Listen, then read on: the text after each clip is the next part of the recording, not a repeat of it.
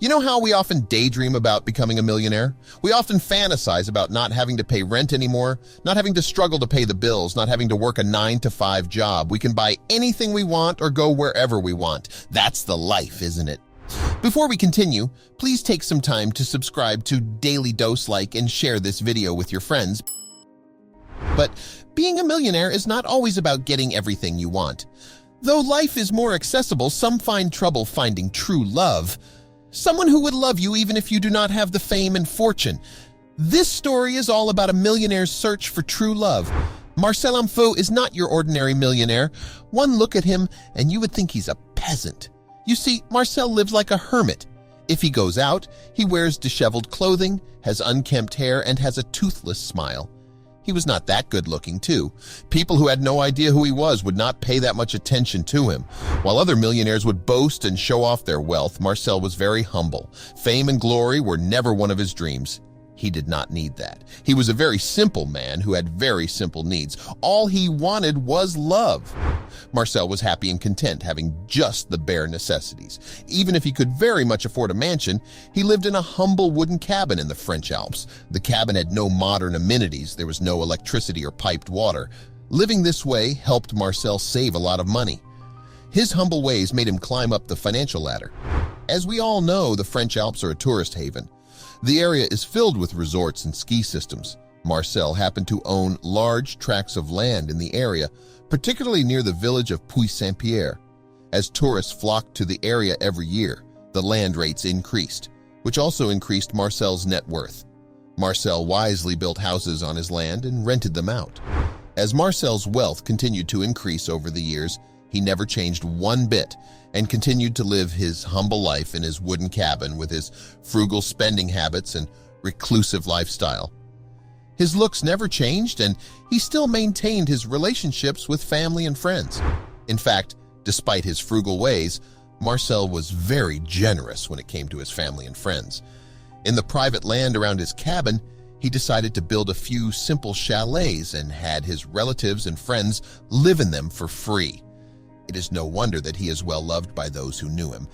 Given the ideal location of the land he owned, there were a lot of investors who were interested in buying his property. They planned to build another resort on his land, but Marcel refused to sell. He chose to maintain his rental business. As the years went by, the value of his land continued to increase.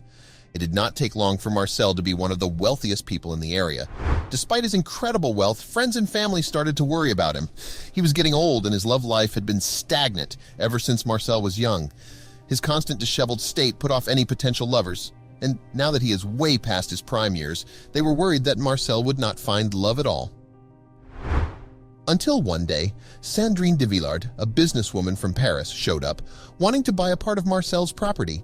As usual, Marcel refused to sell out. Sandrine was intrigued by Marcel and invited him to dinner. She intended to talk business, but it seemed that the night ended differently for the two. Cupid was in the area that night, and it did not take long for Marcel to open up his heart to Sandrine. When Marcel introduced Sandrine to his family and friends, they were surprised. Although they were happy to see that Marcel was visibly happy with the presence of Sandrine, some could not help but raise some eyebrows. Sandrine seemed to live a lavish lifestyle. They were complete opposites, and they doubted that the relationship would last long. But unlike the other women who tried to date Marcel in the past, Sandrine stuck around longer than they expected. She was not turned off by Marcel's questionable hygiene or hermit ways. She did not even attempt to change him. Sandrine embraced him for the way he was, and for Marcel, that was more than enough. But despite all this, those who lived in Marcel's private village were still doubting their intentions of Sandrine toward Marcel. After all, they barely knew her, and they were very protective when it came to Marcel. A lot of them saw Sandrine as a gold digger, and some had even tried to talk to Marcel about their relationship.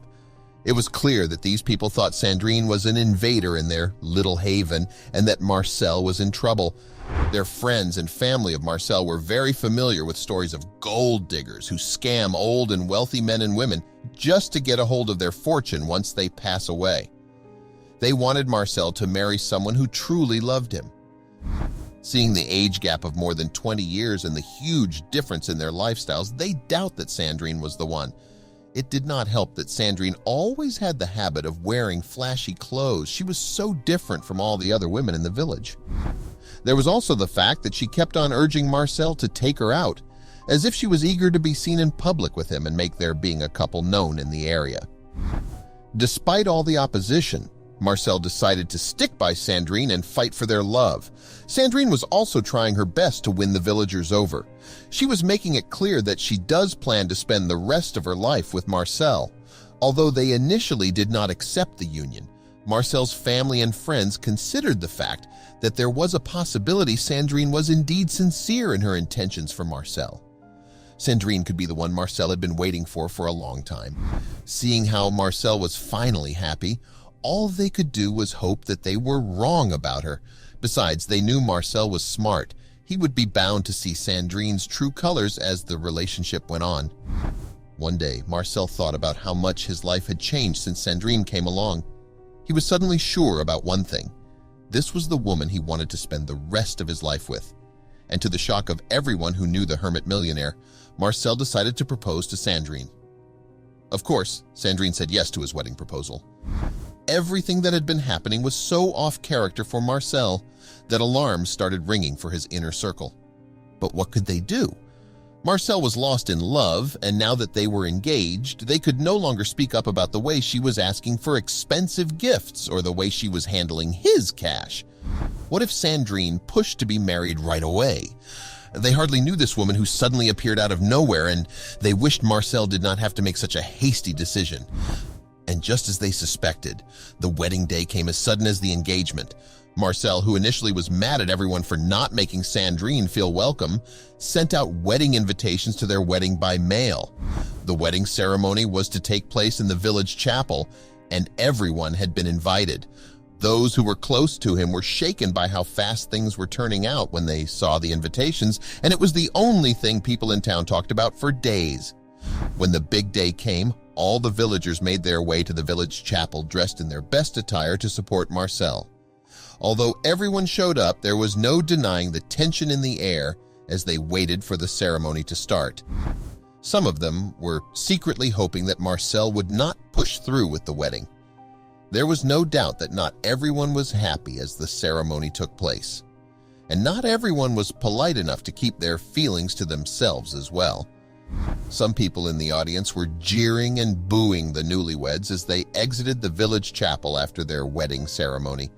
Sandrine was bothered, but decided to keep her chin up and give a smile as she continued walking. She did not expect her wedding ceremony to end this way. Marcel has seen how visibly shattered Sandrine was. He assured Sandrine that he loved her and that she was the love of his life.